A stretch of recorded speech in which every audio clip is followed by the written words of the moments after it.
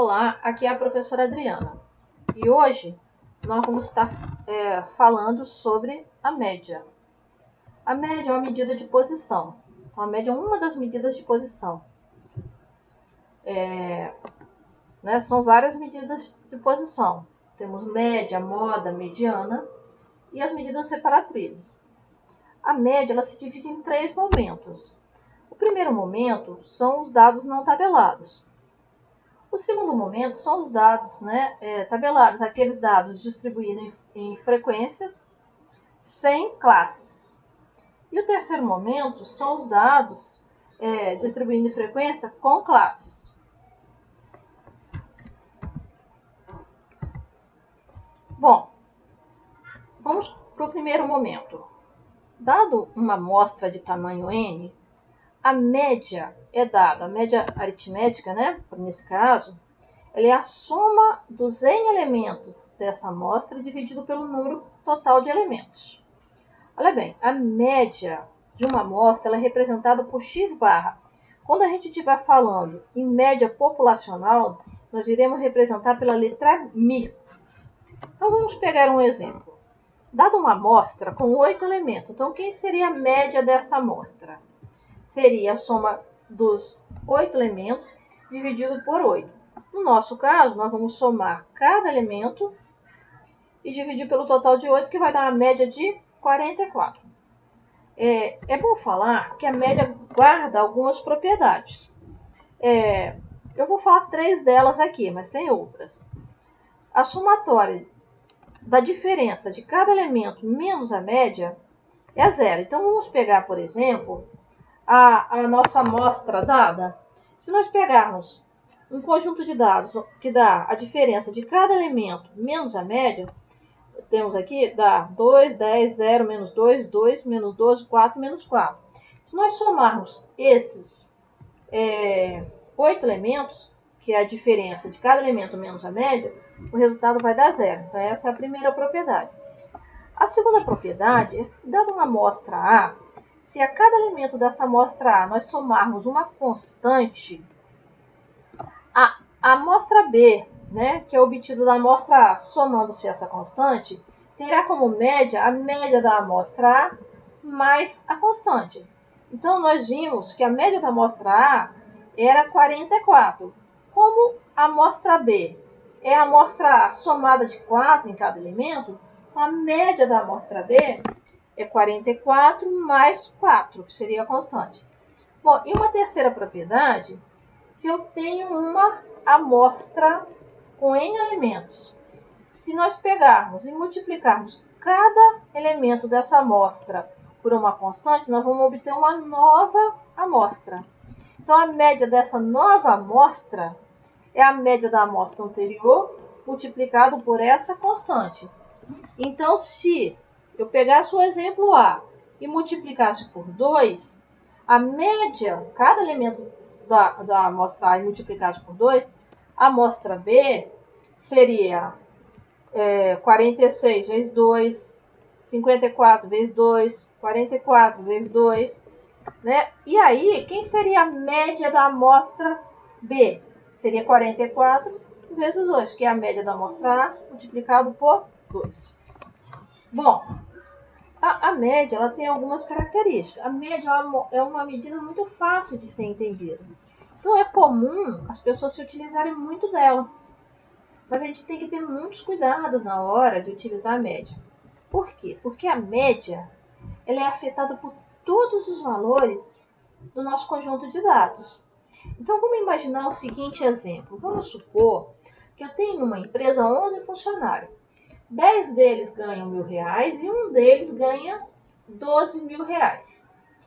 Então, se nós somarmos o salário de todos os 11 funcionários, nós vamos ter um total de 22.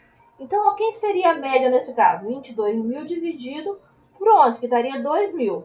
Só que 2.000 ele não representa o salário da maioria dos funcionários, porque a maioria dos funcionários ganha quantos? Ganha R$1.000. Vamos imaginar, para o dono da empresa, talvez seja interessante para ele dar essa informação, que a média salarial 2.000 para tentar obter funcionários melhores. Mas para o sindicato, às vezes isso não é interessante, o sindicato que representa a categoria. Por quê? Porque, na verdade, esses 2.000 não representam a atual situação dos funcionários.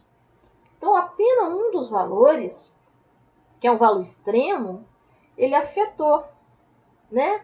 E elevou o salário dos funcionários em mais de R$1.000. Ele praticamente dobrou, né, o salário dos funcionários, que era R$1.000. Então a gente tem que ter muito cuidado na hora de fazer uma análise. Não simplesmente pegar o que é média e falar, a média é tanto, né? Vamos imaginar, por exemplo, na sala de aula, tem 2 alunos, um tirou 0, um tirou 10. A média é quanto? 5. Esses 5 representam o quê? Representa o aluno que tirou 0 ou representa o aluno que tirou 10? Representa nada, né?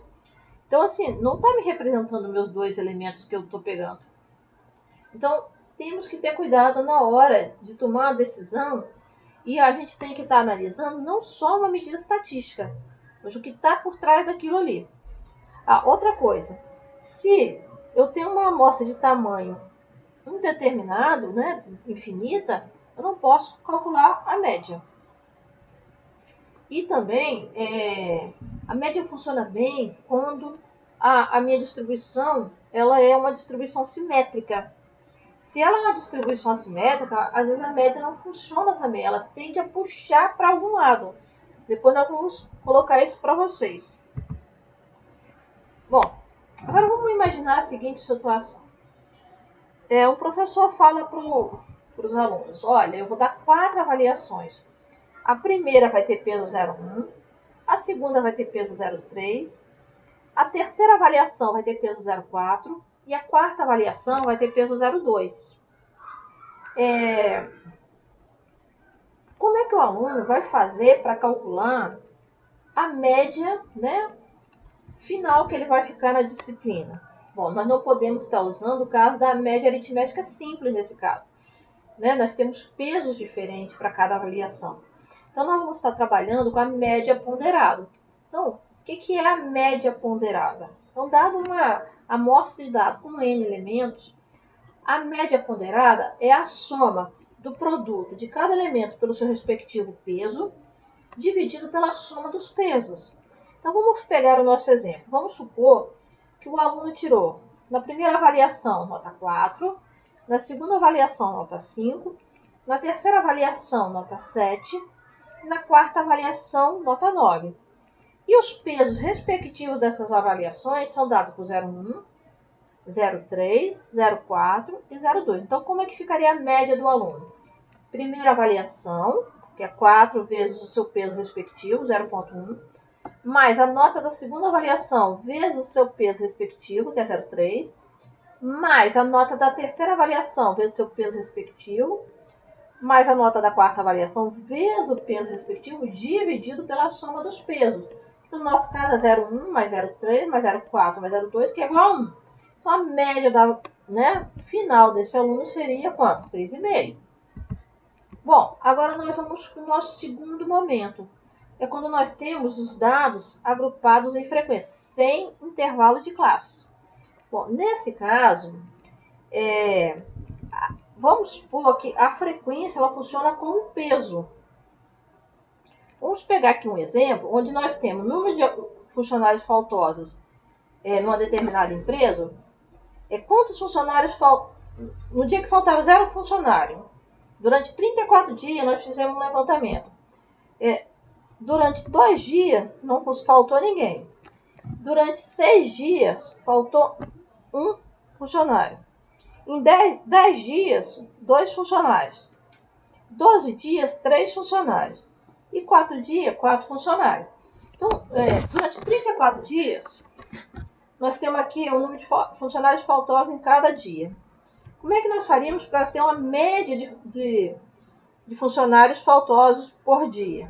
Nós vamos pegar a quantidade de funcionários que faltou naquele dia, vezes o número de ocorrência daquele dia, que seria o meu peso. Né? E fazendo essa conta, então ficaria 0 que multiplica 2, mais 1 que multiplica 6, mais 2 que multiplica 10, mais 3 que multiplica 12, mais 4 que multiplica 4, dividido pela soma dos pesos, que no caso aqui seria a soma total, né? A frequência total. Então, no nosso caso aqui, a média deu 2,3. Bom, vamos imaginar aqui, se eu voltasse aqui nessa tabela, eu poderia ter feito assim, o zero, teve 2 dias que não teve, nenhum funcionário faltou, então ficaria 0 mais 0. Aí, teve aqui 6 dias, né, durante os 34 dias, faltou apenas um funcionário. Então, vou somar o 1 6 vezes.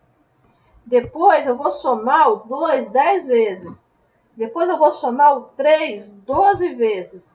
Depois, eu vou somar o 4 4 vezes. Eu poderia estar pensando na média aritmética, dividir por n, que dá 34, que a gente vai ter o mesmo resultado.